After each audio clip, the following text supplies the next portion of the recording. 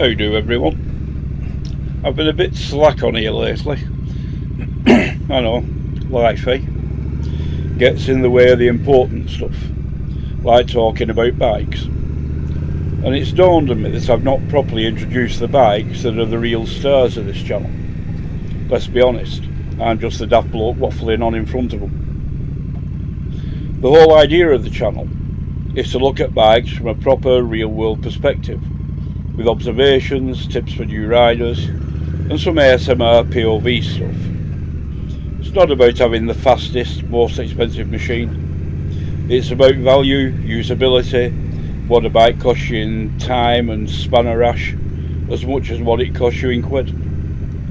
It's about the joy you get from the machine, whether you just pop into the shops, excuse me, or heading for the coast and what feels good to my aging backside.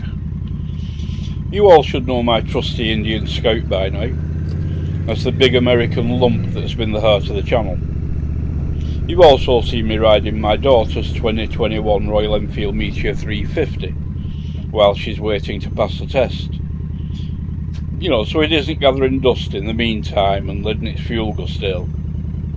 It's a bike with proper British roots and a bit of Indian spice. But there's a new contender in the garage now. A bike I've just picked up to be the new channel workhorse on longer trips. A legendary, no-nonsense cruiser from Japan. Today we're having a proper gander at my 2017 Indian Scout, my daughter's Royal Enfield Meteor 350, and the new lad, which will be revealed later. Three very different machines, all with that cruiser style, but all built for a different job.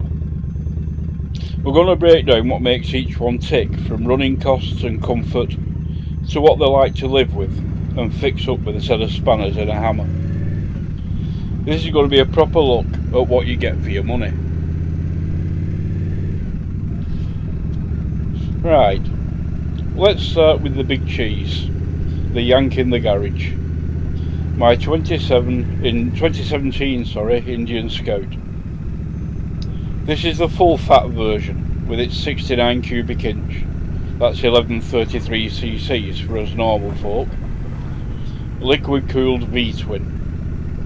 Indian claim it's knocking on the door of 100 horsepower with about 98 newton meters of torque. It's meant to be pure American muscle, and it's been the channel's poster boy for sure. When you get on this thing, the first thing you notice is that engine.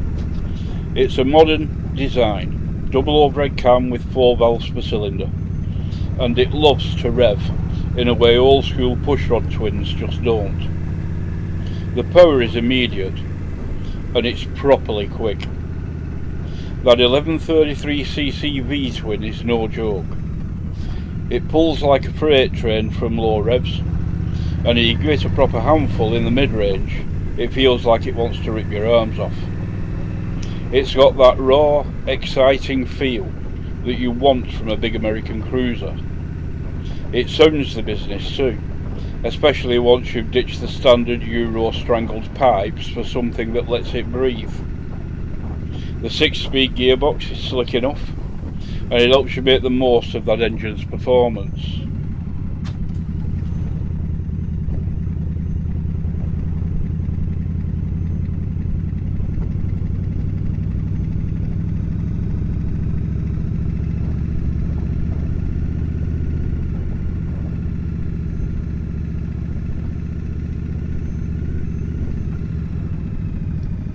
We're cruising down towards Robin Park here, where I'll pull in and pull over onto one of the car parks down there.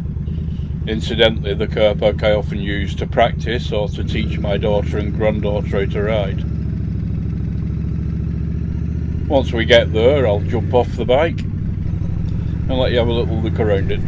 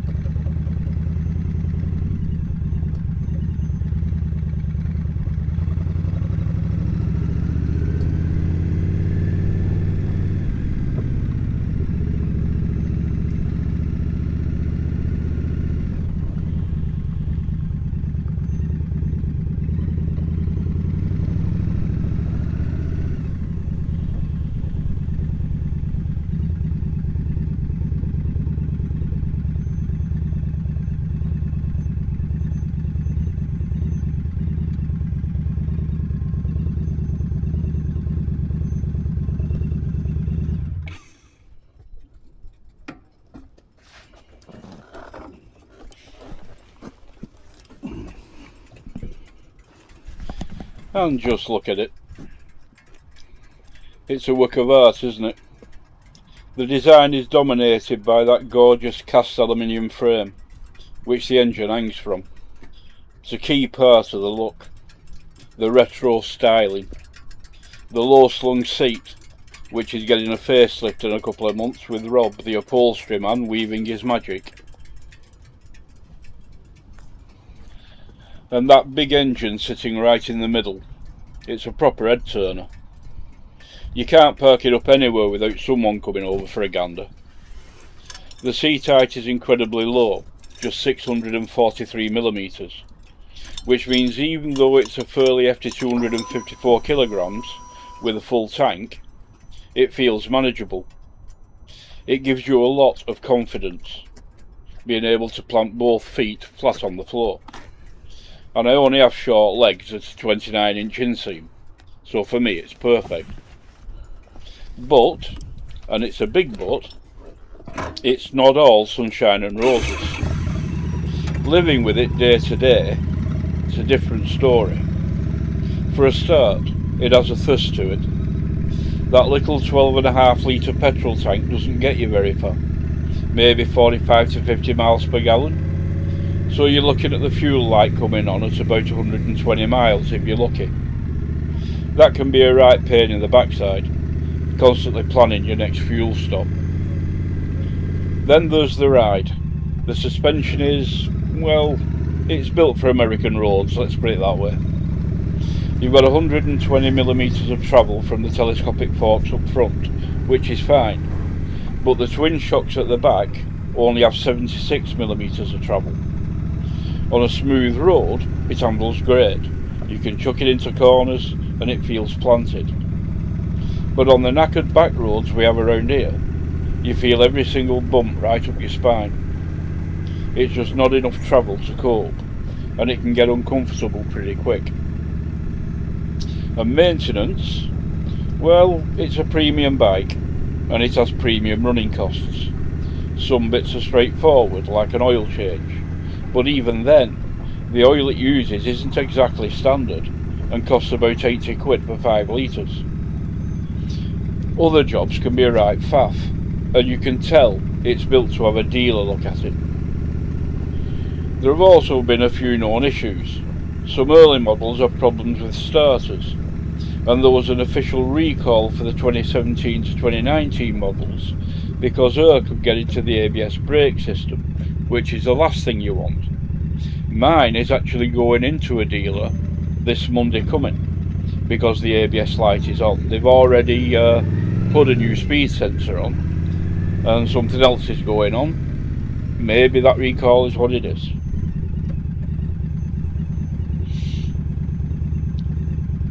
Overall, it's a fantastic, exciting bike, but a working class hero you can use every day? Not so sure. It's a bit too posh for that. However, it does wake up the neighbours and announces its arrival long before anyone actually sees you. And when you park it up, it holds its own with any other American cruiser out there in style and presence. Now let's just enjoy the ride back, and then we'll get on to the next bike in the garage.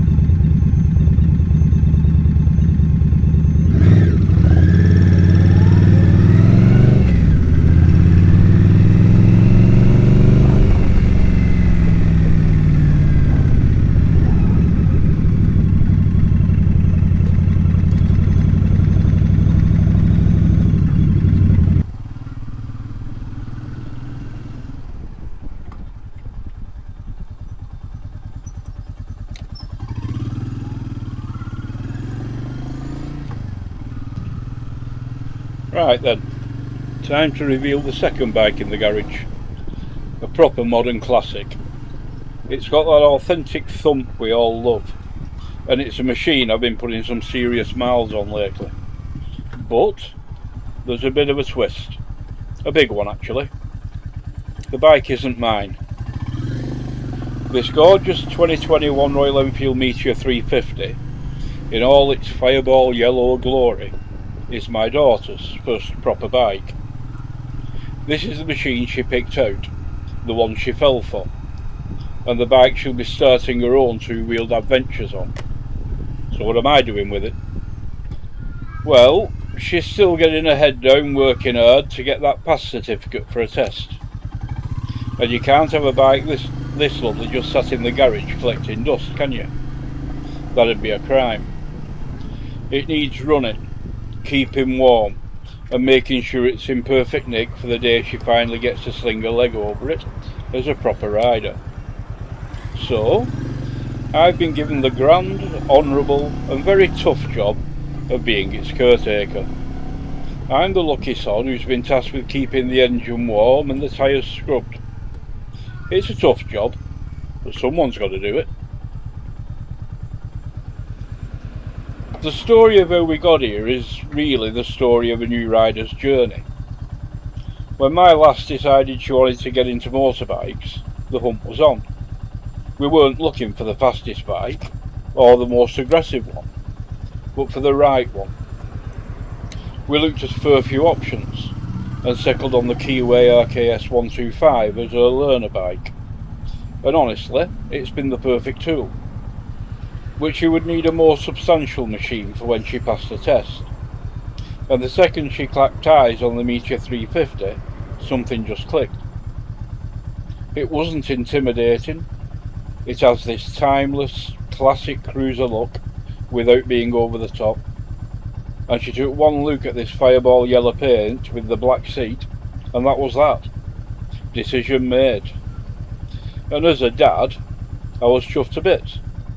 This whole package is pretty much the perfect recipe for a first motorcycle. To be honest, if she had chosen something like an H2, there would have been an immovable dad-shaped brick wall separating her from it. In a bit, when we get to the car park, we'll have a proper look around it. One of the biggest things for any new rider is confidence. Being able to get your feet flat on the floor isn't a small thing. It's everything. And this Meteor, with a seat height of just 765mm, or about 30 inches, absolutely nails it. It meant that from the moment she first set eyes on it in the showroom, there wasn't that nervous wobble, which is a massive weight off a dad's shoulders and mind, I can tell you. Then you've got the weight. On paper it's 191 kilos, or almost 421 pounds. That's with a full tank. That might sound like a lot, but Royal Enfield has worked some kind of magic here. The centre of gravity is incredibly low, so it feels surprisingly light and easy to handle at low speeds. It isn't top heavy, and it doesn't feel like it wants to tip over, if you so much as breathe on it. It's just stable, predictable and friendly. Now let's talk about the heart of the beast. It's Royal Enfield's J Series engine. A 349cc single-cylinder air and oil-cooled motor. It's not built to break any speed records. It puts out a very manageable 20.2 horsepower and about 27 newton meters of torque. What that means in the real world is that the power comes in gently. It's smooth and predictable. No nasty surprises. No sudden kicks in the backside. It's perfect for learning throttle control and building up confidence, but without being boring. They've fitted a balancer shaft, which does a cracking job of sorting out most of that nasty vibration, but it still leaves you with that characterful thump that lets you know you're on a proper single. Moving on to the other bits and bobs that make this such a great bike. The brakes are by Vibri, which is basically Brembo's other brand, Bibri literally means by Brembo, and you get discs on the front and back. Crucially, it comes with dual channel ABS as standard. For a new rider, especially here in Lancashire where the roads are damp more often than not, having that ABS safety net is a huge bonus. It gives both of us a lot of peace of mind. The tech is pretty clever too. You get a lovely classic analogue speedo, but tucked inside is a neat little LCD screen with a fuel gauge, a clock and a gear position indicator. That gear indicator is another brilliant touch for a learner, taking one more bit of guesswork out of the equation. But then you've got this second little pod over to the side, the tripper navigation system. It hooks up to your phone and the Royal Enfield app and gives you simple turn-by-turn directions from Google Maps. It's not some massive distracting screen. It just gives you the arrows and distances you need. It's just enough tech to be genuinely useful without spoiling the classic vibe. This being the basic Fireball model, it has been fitted with a tidy little fly screen and a pillion backrest, which just adds to the comfort and the classic cruiser look. We also added the neat little bags and tool roll. The whole thing, from the fat 19-inch front wheel to the 17-inch rear, just looked right. It's got the presence of a bigger bike with none of the intimidation. Right, a walk around is one thing, but the proof is in the pudding. As its official engine warmer and system checker, it's my duty to give it a proper run out on some of our local Lancashire lanes. And you can see me on a couple of the other videos doing just that. Swinging a leg over, the first thing that hits you again is just how comfy the riding position is. The handlebars have a nice relaxed sweep and the foot pegs are forward, but not so forward you feel like you're doing the splits. It's a very neutral, upright posture that's easy on your back and on your wrists. The clutch is nice and light, and popping it into first gear reveals the famous heel-toe shifter. A proper old school cruiser touch. Takes a minute to get used to it if you're not familiar, but it really adds to the laid back ride. Personally, on the Meteor 350, I'm not a fan of it. It's hard to feel through your heel, that heel part of the shifter, and as such it's a little bit of guesswork. Well, for me it is anyway. Pulling away, you feel that torque straight away. The engine gives you its grunt really low down. You don't need to thrash it to get going. A gentle twist and the bike just chugs forward with this lovely satisfying pull. Around town, this is where the Meteor is brilliant. It is so easy to ride. The low down torque, the light handling and the brilliant stability make filtering through traffic an absolute doddle. You're not constantly fishing for gears. The engine is happy to pull from low revs without a fuss. You can just chill out and concentrate on the road, letting the engine's torque pull you through the bends. The chassis feels incredibly planted and secure. You can tip it into a corner with confidence and it just holds its line beautifully. The suspension is definitely set up for comfort. It soaks up the bumps and rubbish surfaces on your typical British B roads quite well, giving you a smooth, composed ride. Now the elephant in the room, motorways and top speed. Let's be honest, getting onto a slip road, you work your way up through the 5-speed gearbox and the bike gets to about 60 miles an hour quite happily. It'll sit there all day long too, feeling smooth and unstressed. You can push it to 70 and it'll do it, but you can feel the engine is working for it. The absolute top whack is somewhere around 75 miles an hour. Maybe a bit more with the tailwind and going downhill. At that speed, you've got nothing left for overtakes. So, is it a motorway mile muncher? No, not really. This bike isn't about hammering it down the outside lane of the M6. It makes you want to take the scenic route, to explore the A and B roads where 60 miles an hour is more than enough. It's about the experience, the thump of the engine, and arriving where you're going feeling relaxed, not frazzled.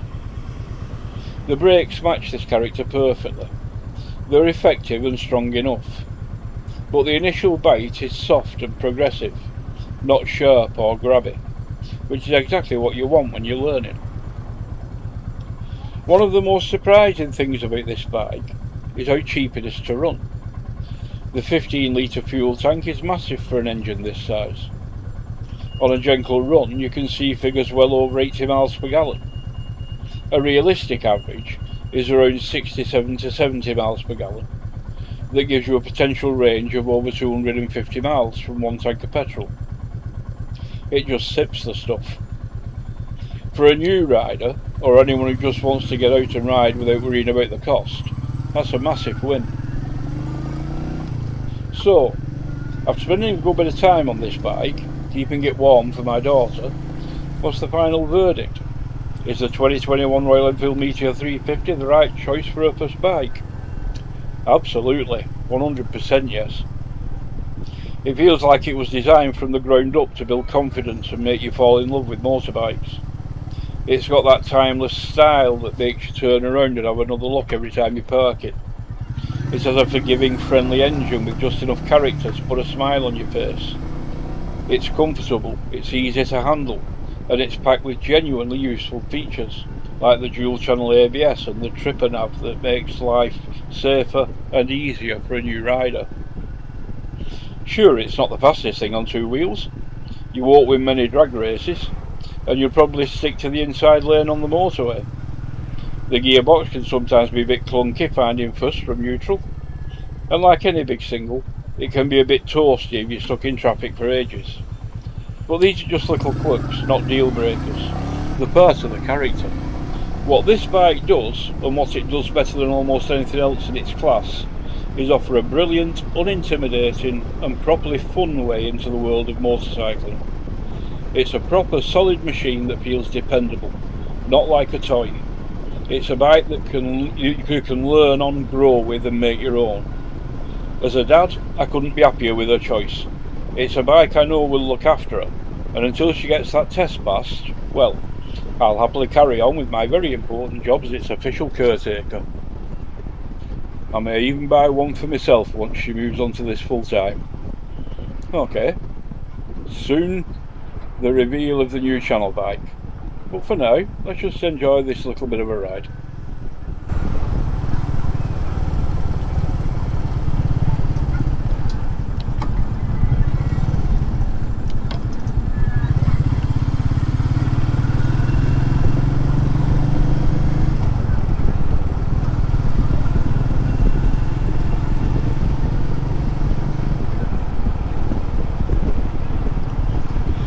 My journey on this channel has seen me riding and owning 14 different bikes in the last 12 months or so.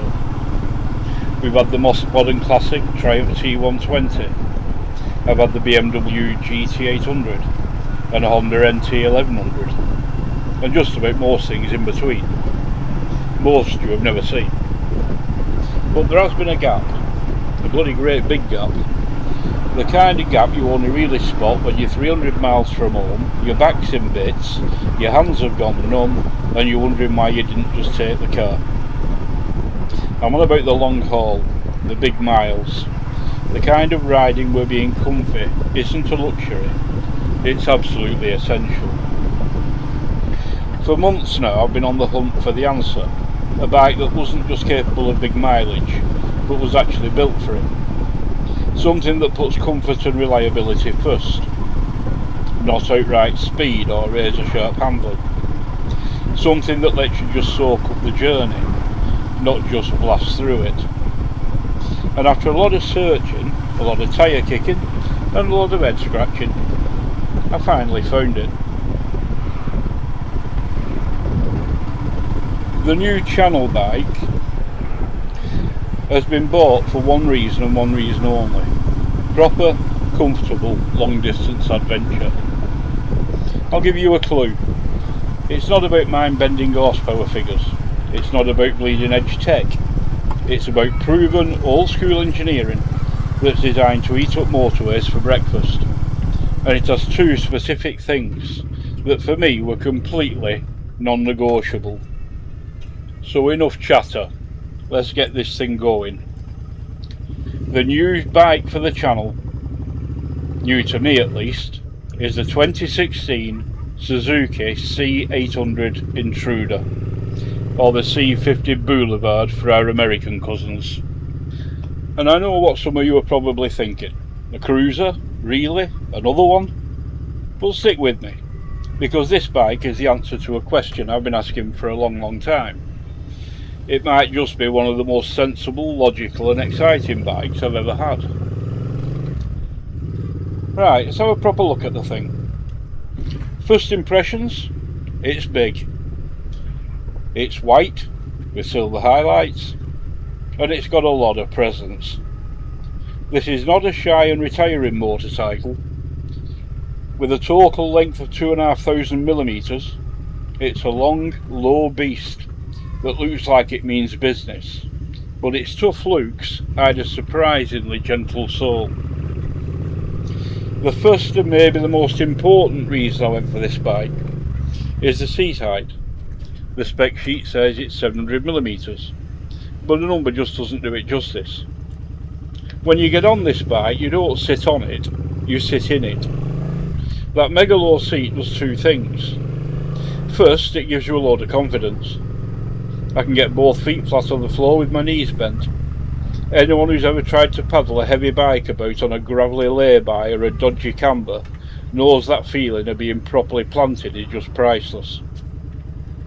It takes a huge amount of stress out of just riding the thing, especially when you're knackered on a long trip. Second, the seat itself is like a big armchair. It's wide, it's properly cushioned, and it has this little step at the back that acts like a built-in backrest, giving you some decent lumbar support. I've read loads of owner reviews where people say they can ride for hours and hours without the aches and pains, and that's exactly what I was after. No more sore shoulders, no numb wrists. This is a riding position you can hold all day. Now for the second feature I absolutely had to have. A shaft drive. If you've ever done a big tour on a chain driven bike, you know the faff. You get to your digs after a long day, and before you can even think about a shower, you're out in the car park with a can of lube and a rag, sorting the chain out. It's a messy, boring job. The shaft drive on this Intruder gets rid of all that. It's a sealed unit, needs bugger all maintenance, and that means more time riding and less time playing mechanic. On a bike that's going to be doing big miles, that reliability is a game changer. It's one of the main reasons so many owners swear by the C800. Looking at the rest of it, it's classic cruiser through and through. You've got these massive deep mud guards, a fat 130 section front tyre and a chunky 170 on the back, which all adds to that solid planted feel. The whole look just works. The chrome isn't over the top, it just sets off the lovely white paintwork nicely. The speedo is mounted beautifully right there on top of the 15.5 litre fuel tank, banging your line of sight. It leaves the handlebars looking clean and simple. It's a classy design that's aged really well. This is a 2016 model, but honestly you could mistake it for something much newer. And as a testament to how good these bikes are, you can still buy them absolutely brand new in the United States. Let's talk about the lump that powers this thing. Under all that chrome and steel is an 805cc liquid cooled 45 degree V-twin. Now if you just look at the spec sheet, you might be a bit underwhelmed. It makes about 52 horsepower. In a world of 200 horsepower superbikes, that sounds almost laughable. But that's completely missing the point. The number that matters here isn't horsepower, its torque. This engine churns out 69 Newton meters of torque, and the crucial bit is it gives you all of that at just 3,200 RPM. What that means in the real world is just effortless, lazy cruising. You don't need to thrash the life out of this engine to get it shifting. There's this lovely muscular pull from way down low. You just ride that wave of torque, clicking through the 5-speed box with a proper satisfying clunk. It's a completely different way of riding. It's smooth and predictable, and it's incredibly relaxing. On the motorway, it'll sit at 70 miles an hour all day long without breaking a sweat. Owners will tell you the engine is practically bulletproof, known for being tough as old boots, which is another massive tick in the box for long distance machines. And then there's the noise. A V-twin has to sound right, and the intruder doesn't let you down. Even with the standard pipes, you get a deep satisfying rumble at idle that just hints at the power inside. But these pipes are not standard. They're by Delkovich. It's not obnoxiously loud, but it's loud enough and has bags of character. It's a noise that adds to the whole experience, a rhythmic pulse that becomes the soundtrack to your journey. It's a huge part of what makes a cruiser, and this bike absolutely nails it. So we've got a comfy seat, a maintenance-free shaft drive, and a torquey, reliable V-twin engine. This is just the start of the journey with this bike. We're going to be putting some serious miles on it, taking it on some epic trips, and really seeing what it's made of. If you want to follow along with the adventures, the mods, and the long-term reviews, make sure you hit that subscribe button and ding the little notification bell so you don't miss a single update on the new channel bike. So what's it actually like to ride? You swing a leg over and that 700mm seat height immediately makes the bike's heavy 277 kilos weight feel very manageable. Once you're rolling, that weight turns into this feeling of immense stability. On a fast flowing air road or a motorway, this bike is right in its happy place. It feels planted, solid, and completely unbothered by crosswinds or ruts left by lorries. The soft suspension and that big cushy seat do a brilliant job of soaking up the bumps, isolating you from all but the worst of the British roads.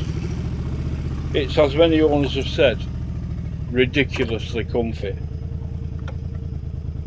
But let's be honest, it's not perfect.